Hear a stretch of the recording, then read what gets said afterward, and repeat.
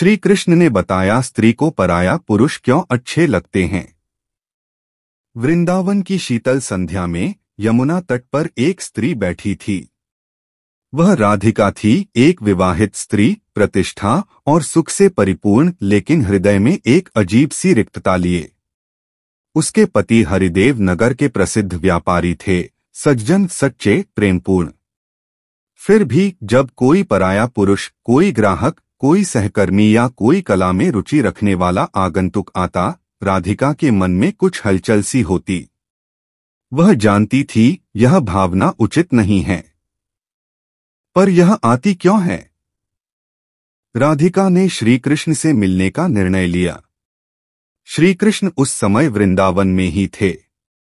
राधिका उनके चरणों में बैठी और बोली, प्रभु, मैं एक जिज्ञासा लेकर आई हूं, क्या मैं पूछ सकती हूं? श्री कृष्ण मुस्कराए, प्रश्न ही तो आत्मा की खिड़की है, पूछो। राधिका बोली, मैं जानती हूं मेरा पति मुझे प्रेम करता है, फिर भी कभी कभी जब किसी और पुरुष से बात होती है, कोई पराया, तो मुझे उसमें कुछ आकर्षण सा लगता है। यह क्यों होता है? क्या मैं पाप कर रही हूं?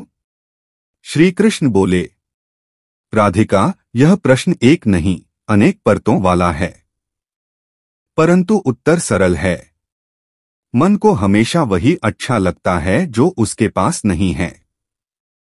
पराया पुरुष इसलिए आकर्षक लगता है क्योंकि वह हमारी कल्पना में होता है।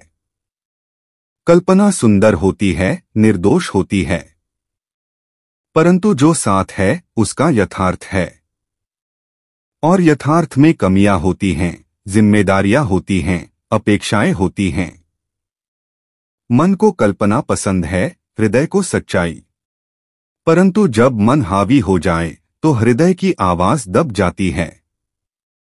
राधिका, जो प्रेम कल्पना में होता है वह आदर्श होता है। जो प्रेम विवाह में होता है वह वास्तविक होता है। और मन को यथार्थ से चिढ़ होती है। श्री कृष्ण आगे बोले, यह मोह है, वह नहीं जो तुम किसी पुरुष में देख रही हो, बल्कि वह जो तुम अपने भीतर अनुभव कर रही हो और समझ नहीं पा रही हो। यह मोह तुम्हारा स्वयं से विछोह है। जब स्त्री अपने भीतर से कट जाती है तभी वह बाहर प्रेम ढूंढती है। श्री कृष्ण ने राधिका को एक दृष्टांत सुनाया। एक स्त्री थी, दीपिका। उसका पति ईमानदार, प्रेमी, पर बहुत व्यस्त था। एक दिन गांव में एक चित्रकार आया। उसका बोलना, देखना, सुनना सब कुछ अद्भुत था।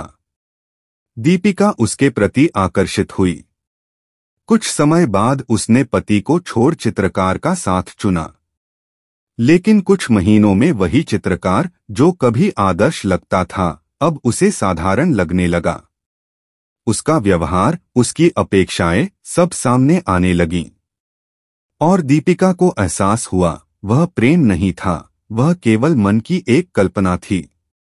श्री कृष्ण बोले, यह कहानी इसलिए नहीं कि तुम डर जाओ, बल्कि इसलिए कि तुम जानो हर पराया पुरुष आकर्षक लगता है जब तक वह पराया है। जैसे ही वह तुम्हारा बनता है उसका यथार्थ सामने आ जाता है। श्री कृष्ण बोले, प्रेम के 3 स्तर होते हैं। इंद्रियाकर्षण, शरीर का संबंध। भावनात्मक जुड़ाव, हृदय का संबंध। आध्यात्मिक मिलन, आत्मा का संबंध। अधिकतर स्त्रियां पहले 2 में उलझ जाती हैं। उन्हें लगता है यही प्रेम है। परंतु सच्चा प्रेम तीसरे स्तर पर होता है, जहां न इच्छा होती है, न अपेक्षा, केवल समर्पण। राधिका ने सिर झुका लिया। वह कुछ समझ गई थी, कुछ नहीं। उसने पूछा, क्या स्त्री को सच्चा प्रेम स्वयं में मिल सकता है? श्री कृष्ण बोले, जो स्त्री स्वयं से प्रेम करती है उसे किसी और से प्रेम पाने की लालसा नहीं होती। स्त्री स्वयं सृजन है, स्वयं ब्रह्मा की ऊर्जा है। उसे पूर्ण होने के लिए किसी पुरुष की आवश्यकता नहीं है।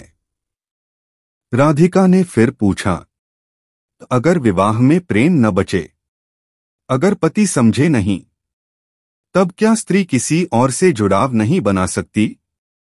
श्री कृष्ण ने गहराई से उत्तर दिया, विवाह धर्म है, प्रेम भाव है। दोनों का संतुलन ही स्त्री की शक्ति है। जब प्रेम न बचे तो संबंध को धर्म से चलाओ। जब धर्म बोझ लगे तो भीतर की करुणा को जगाओ। और जब सब टूट जाए तब आत्मा से जुड़ो। स्त्री का सबसे बड़ा धर्म है अपने भीतर की शांति। उसे किसी बाहरी व्यक्ति से नहीं, केवल आत्मज्ञान से मिलती है। श्री कृष्ण बोले, राधिका, पराया पुरुष कभी समाधान नहीं हो सकता। वह केवल एक भ्रम है जो तुम्हारे भीतर के रिक्त स्थान को भरने का असफल प्रयास करता है। सच्चा पुरुष वह नहीं जो तुम्हारे जीवन में आता है। सच्चा पुरुष वह है जो तुम्हारे भीतर के स्त्रीत्व को सम्मान देता है बिना तुम्हें छुए। जब तुम पूर्ण हो जाती हो तब कोई भी पुरुष पराया नहीं लगता, सब केवल आत्माएं दिखने लगती हैं। यही दृष्टि मोक्ष की शुरुआत है। राधिका ने श्री कृष्ण को नमन किया। उसके मन का तूफान शांत हो चुका था। वह जान चुकी थी वह किसी पुरुष की प्रेमिका नहीं, स्वयं प्रेम की साकार मूर्ति है। पराया पुरुष आकर्षक लगता है क्योंकि वह मन की कल्पना है।